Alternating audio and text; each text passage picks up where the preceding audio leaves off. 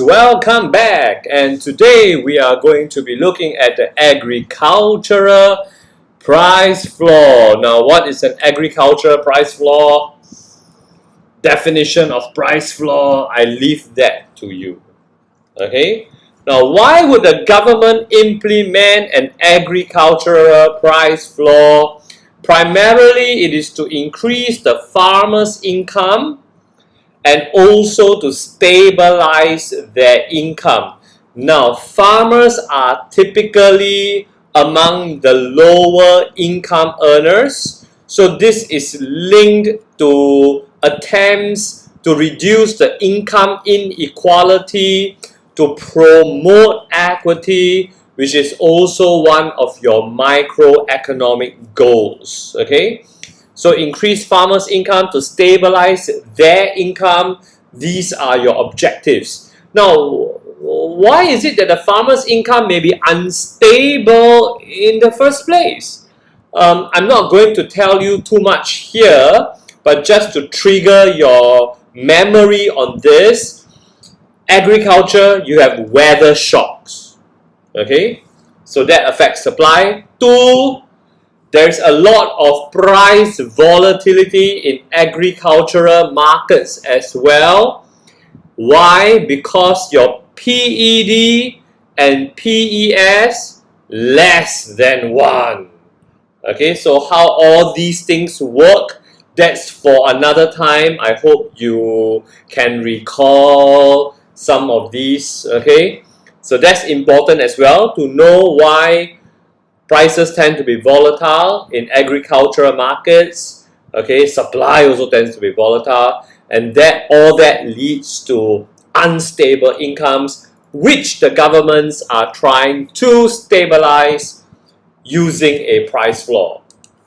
So now we look at the diagram right here. Your demand, supply, P1, Q1, your market equilibrium, and then a price floor is implemented, set above the market equilibrium price, and you have a disequilibrium because now you're going to have a surplus, quantity supplied exceeding the quantity demanded. Okay, now in Taiwan, cabbages, okay, is a good where an agricultural price floor has been implemented. Okay, the backstory, I have no idea. I have not looked into this deeply, but this is just an example for you. Taiwan, cabbages. Now, when an agricultural price floor is implemented, it will be accompanied with a government guaranteed purchase of the surplus. There will be government guaranteed purchase of the surplus. This does not happen to other price floors. Okay? This does not happen to other price floors. So for example, in Scotland, the government implemented a price floor on alcohol. That's for a different set of reasons. Okay, there is no government guaranteed purchase of the alcohol in Scotland. Okay, if there is, I think every government official there will be drunk. Okay, so there is no guaranteed purchase in other cases of price floors, but it is the case where agriculture is concerned. But why must the government buy up the surplus? So let's take a look at this as well. If you have a government guaranteed purchase, then we can treat it as the demand is going to increase because now the government is also going to buy. Okay, and it is going to buy such that the demand is going to increase such that the surplus will be bought up by the government. Okay, so why? Because number one, if the government does not buy up the surplus and simply just implements this price floor, the farmers will probably end up cursing and swearing at the government because now the farmers are going to produce QS amount, Because at this price, according to the supply curve, quantity supply is here. So the farmers are going to produce this much. Okay, because at the higher price, they are incentivized to produce so much, right? Lo and behold, if the government does not buy up this surplus, then they are going to have all these unsold goods. What are they going to do with them? So they may end up cursing and swearing at the government. That's not good. That's not good for politics either. That's not good for the farmers either. Okay, they have worked so hard to produce so much for nothing, right? So no. Okay, they may also have to end up accepting a lower price to clear stocks, which means the agriculture price floor will disintegrate, will no longer hold. Because if the farmers have all these unsold goods, then what are they going to do? They're going to try and sell them, and they're going to say, okay lah, P1 also can this lower price also can Then the agricultural price floor is no more, is no longer functioning. Okay, so this is one reason why the government actually has to do something about this surplus, and they have to guarantee the purchase of it. Now, number two, the PED could be more than one. The demand, for example, for the cabbages could be price elastic, as there may be substitutes available. For example, this could just be for market for cabbages. The price floor could be implemented only for cabbages for whatever reason, and not for every single vegetables. And so there are alternatives available, and therefore the demand for cabbages is price elastic, right? If we say demand for vegetables, well, maybe that may be price inelastic. But if it's demand for cabbages, that will be price elastic. Okay, because you can have chai xin, you can have broccoli, okay, you can have your spinaches, and etc. etc.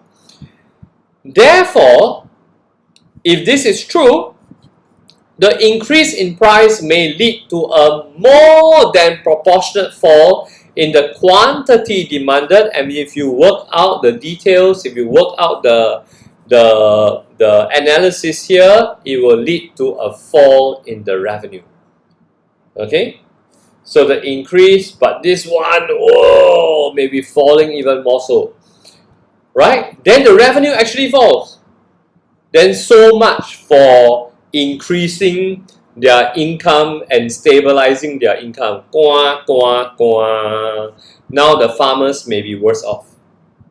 Okay, so for these two reasons, you will have a government guaranteed purchase when it comes to the agricultural price floor. Clear?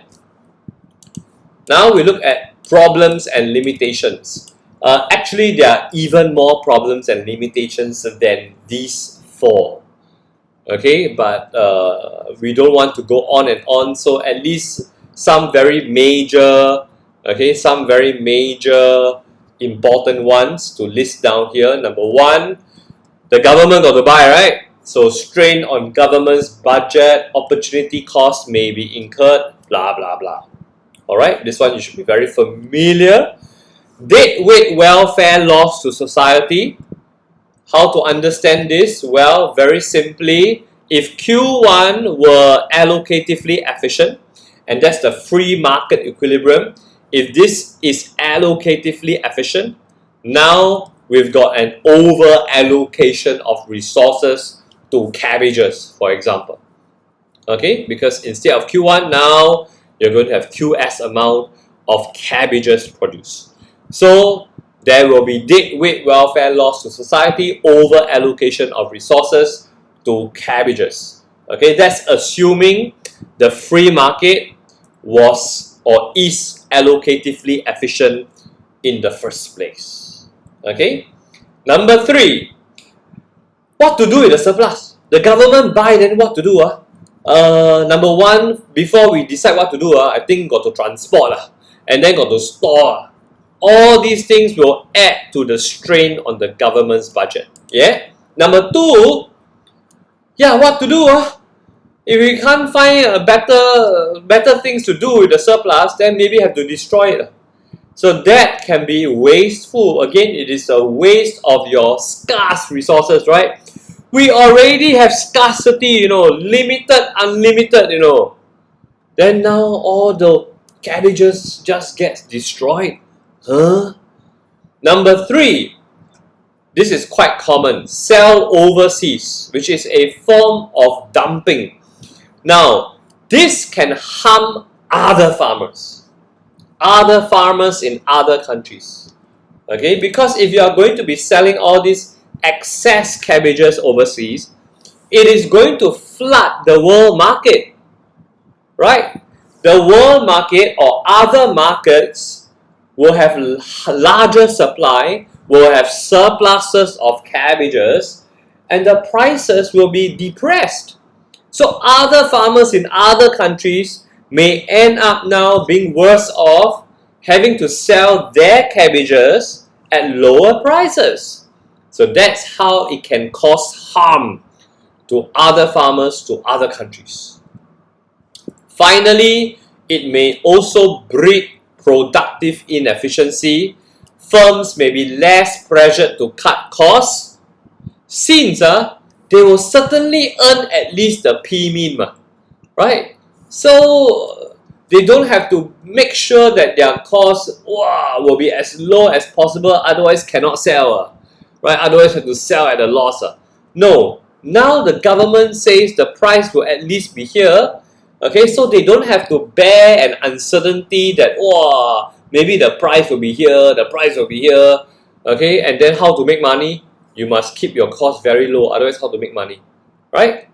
Now P-min, which is higher than your free market price, it can result in farmers becoming a little bit slack, less pressured to keep costs low.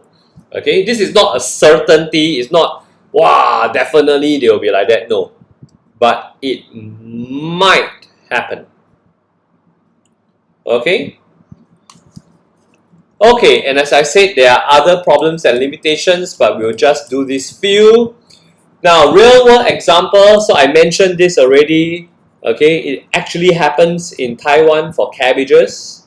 Okay, I'm not sure if there are other goods in Taiwan, okay, where agricultural price floor is implemented, probably, right? Not only for cabbages, but this is one of them. I want to share, to balance off our discussion and analysis here, I want to share a good point. A good point, right?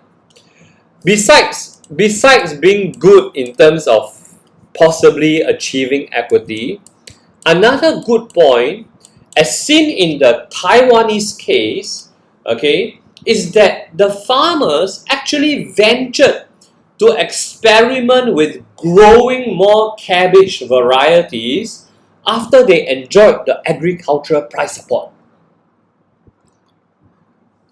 It is like with higher and more stable incomes and greater certainty, it sort of gave the farmers the opportunity, the room, the appetite, the ability to try and innovate, to try and produce a variety of crops.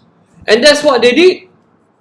And so ever since then, apparently, the consumers can enjoy a wider variety of cabbages. Wow! So there are some benefits actually to consumers and to the rest of society. Okay, consumer utility can now increase, right? Because they get to enjoy variety, which I think most consumers would definitely value.